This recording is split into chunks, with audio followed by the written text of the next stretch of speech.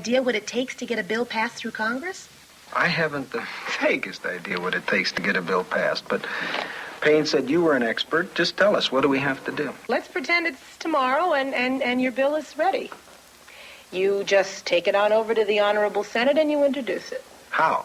You get to your feet and take a deep breath and you start spouting. Then a curly-haired page will take it down to the desk where a long-faced clerk will read it and refer it to the right committee. Why committee?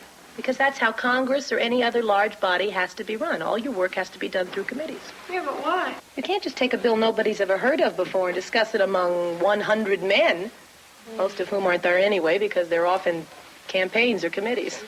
Anyway, where are we? We're in committee. In committee, right. All right, well, they hand it down to a subcommittee, and then they really give it a going over. They hold hearings, they call in people, they ask questions. Now, days are going by, Senator. Days, weeks maybe. All right, say finally after all that they think it's quite a bill. It goes on over to the House of Representatives for a debate and a vote. Only it has to wait its turn on the calendar. The calendar? Calendar, you know, the order of business.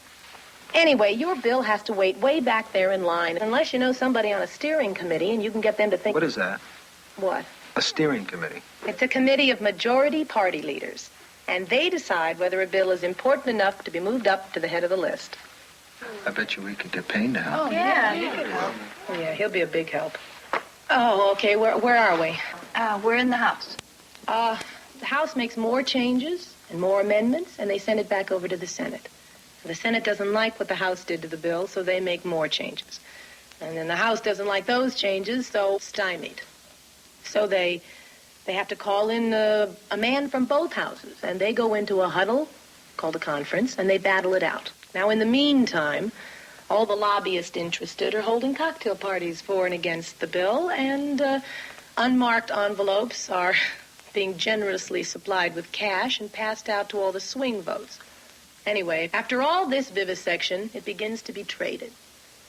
Now, that means that somebody can trade off a portion in their bill if you'll trade off a portion in your bill and make everybody happy. And after all this, the bill finally comes to a vote. Oh, yeah. The big day finally comes, and Congress adjourns. You catching on, Senator? Sort of. Well, when do we start? What?